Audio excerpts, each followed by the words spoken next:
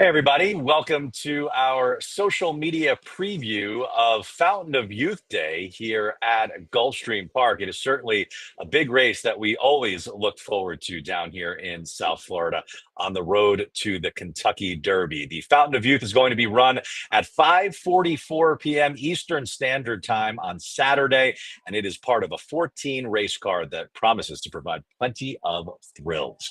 I am Anthony Pascal, and I am joined by my buddy, Larry Colmus, as we preview this crucial Derby prep. Larry, you and I have talked about Fountain of Youth Day a lot, especially lately, but you seem to think that this is the best day of racing in South Florida all year. Yeah, I definitely do. I'm a huge fan of Fountain of Youth Day for sure because it's the kind of the middle part of the meet. Like the Florida Derby is great, but that's the end of the meet. A lot of the top horses have left to go up to Keeneland or New York or wherever they're headed. So the undercard isn't quite as good as Fountain of Youth Day. Fountain of Youth Day is on point. So many great races, nine stakes races in all. And this year, I think we're going to have a blast, especially with a really good field for the Fountain of Youth. Not just the Fountain of Youth, but some other really nice races as well. We'll talk a little bit about them in just a bit. But in terms of the Fountain of Youth, it is really a storied Derby prep that dates back to 1945. Spectacular Bid, Thunder Gulch, most recently Orb. They all won the Fountain of Youth and then went on to win the Kentucky Derby after winning this race. Now, this year's race features two horses from the Dangerous Barn of Todd Pletcher, who has won the Fountain of Youth a record 4 times. Most recently in 2023 with Forte, who was ridden by Johnny Velasquez. And yeah, Johnny Velasquez hasn't fared too poorly in this race either. He's won it a record 5 times. And they will team up with the lightly raced River Thames on Saturday. He'll be one of the favorites. His last win was here on February 1st. He dominated a non-winners of one allowance race. And I guess, Larry, you could say this is the logical next step for a talented 3-year-old like this. Yeah, for sure. But by the way, those races are pretty memorable for me. Scat Daddy was my first one that I ever called among the Fountain of Youths. But River Thames has been really impressive in both of his starts. This is his most recent effort here at Gulfstream Park, where he beat a field with ease, and he did it in very fast time. It was the same day that Burnham Square won the Holy Bull, and he got a faster number on the buyer scale than Burnham Square did in that race. But there's the big question mark to me about River Thames, and that's his breeding. I think he's bred to be a sprinter or a miler. So we'll see how he handles the 2 turns on Saturday. I think based on the fact that he's by McLean's Music, who is basically a sire for sprinters, and out of a mare who has produced sprinters, we're looking at maybe a horse that may be distance limited. I agree. The sire did get cloud computing to win the Preakness, but if you look at the pedigree, I mean, it's also the sire of the sprinter, Jackie's Warrior, Complexity. So there is a lot of sprint in this pedigree on both the sire and dam side. So I agree with you, Larry. I'm not so sure the 2 turns is going to benefit a horse like River Thames. We also just don't know how good he is yet. So at a really short price, that's probably a horse that I'd be willing to take a stab against. Now, Pletcher also sends out Gate to Wire. This horse is going to be a much higher price. His 2 wins have come sprinting, one on turf, last time on dirt when he closed into a hot pace into the swale. Larry, this is another horse who I think is distance limited. I don't know how far he wants to go. And I think he's dressed up based on that last race because the swale just set up perfectly for him. Yeah, it was an ideal situation for him for sure, and he came through with a dazzling performance, no doubt about it, in a race that I thought was kind of tough. You know, some good horses in there, but he certainly ran a big race there. I'm not convinced he's a 2 turn horse either, so we'll see if Todd can prove us wrong on both counts. The horse I know you and I both like in here is the horse that won the Holy Bull. That is Burnham Square. Andy Being Cone joins us now from Palm Meadows alongside the Holy Bull Here winner. with our Holy Bull winner, Burnham Square. Super impressive last time out. Looking forward to seeing him in the Fountain of Youth. Should be one of the favorites going into the race, but Ian Wilkes says he's been doing amazing since his win in the Holy Bull.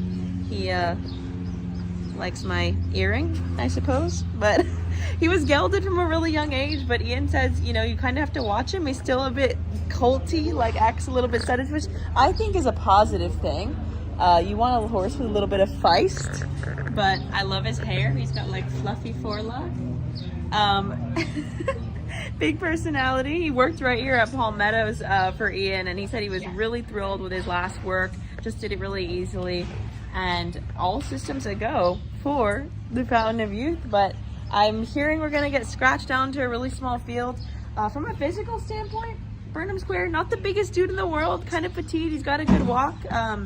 But Ian says this horse can run all day long, and he was quite impressive in the Holy Bull, just the way he was all in traffic and went in through horses and everything. He showed a lot of grit, a lot of tenacity, and those are kind of the attributes you're looking for a horse on the Derby Trail. So all positive things from Burnham Square, and he's a real cutie as well.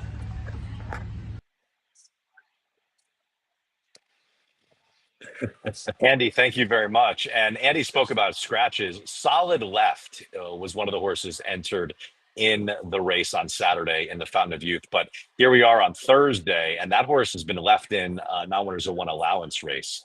So it appears as though Solid Left is going to go in the allowance race and not in the Fountain of Youth today. But in terms of Burnham Square, Larry, I know Ian Wilkes has said that the blinkers have made a huge difference for this horse. And you have to love just how well he relaxed in and among horses during the Holy Bull, just how professional he was. Yeah, I was just reading a story in Daily Racing Form by Dave Grenig about the how this horse has progressed since the beginning, and how he's still learning. He's still figuring things out. One thing that he has is incredible stamina. He is a horse that we don't have to worry about whether he'll get a mile and a 16th on Saturday or a mile and a quarter on the first Saturday in May. Ian Wilkes is convinced of that, and the way he runs shows you that. And boy, he just keeps getting better and better. He was a little goofy at the beginning of his career. He's getting less goofy.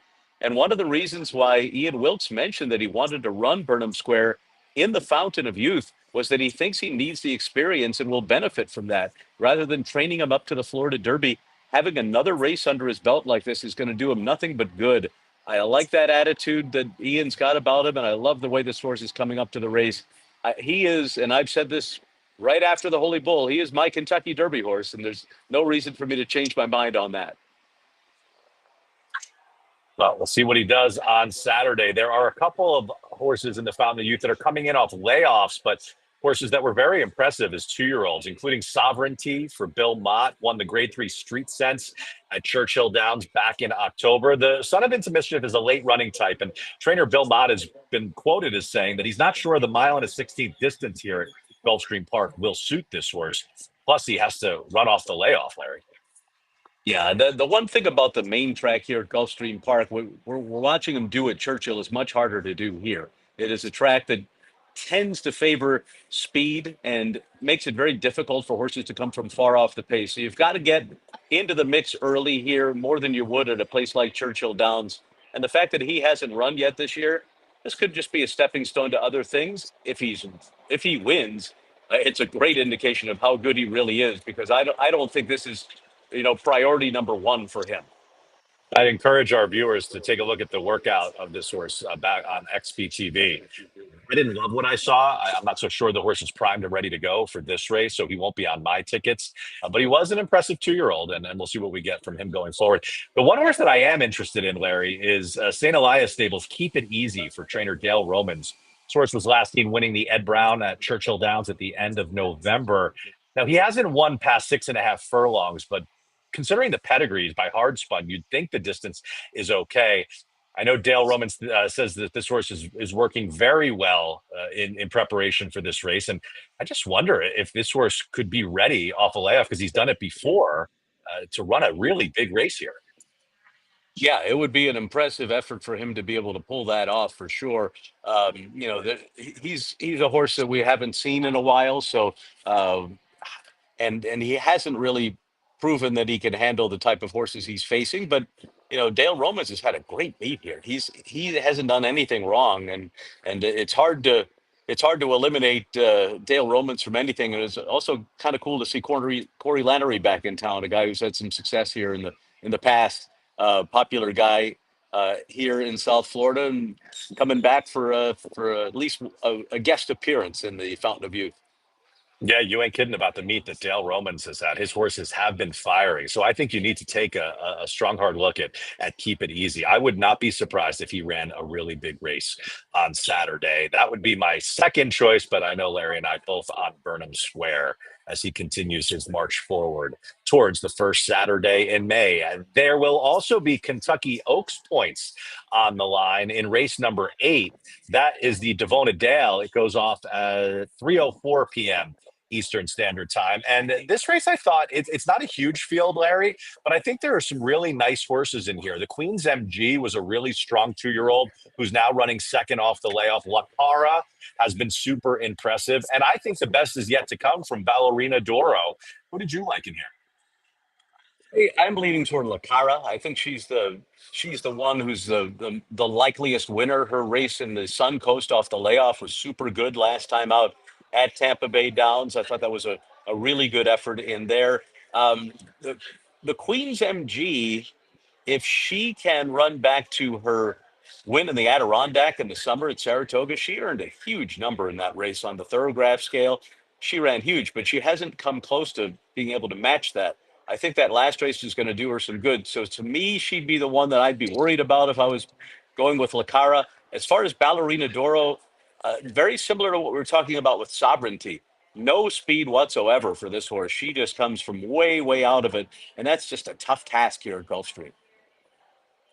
I know when I spoke to Safi Joseph Jr. before that last race at Gulfstream for the Queen's MG, he did suggest that maybe she was a workout or two short. So going into this race, I would expect her to run better. And we'll see what we get from Lacara because she ran big at Tampa last time. And I know for me, Phillies off of big efforts, sometimes that leads to a reaction and maybe not as strong of a race in that immediate next race. But we'll see what we get. She is certainly a talented horse that should be a factor going forward.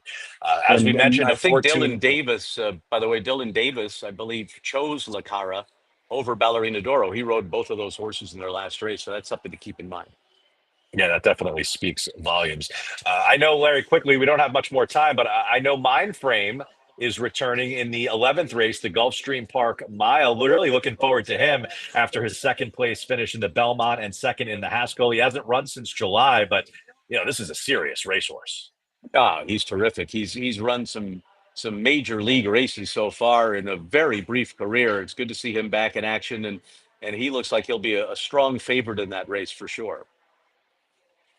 All right, that is going to do it for us. Wishing everyone a lot of luck for the 14 race Fountain of Youth card on Saturday. It kicks off at 11:30 a.m., so an early post on Saturday. And don't forget, FanDuel TV will have plenty of live coverage. Myself, Larry, Andy, Caton, Gabby, and Matt will all be here to bring you the action. And don't forget, if you haven't already, make sure to download the FanDuel Racing app to play all of the action and take advantage of some of the great promotions that we are offering. That will do it for now. Good luck today at Gulfstream, wherever you're playing, and of course, on the Big Fountain of Youth.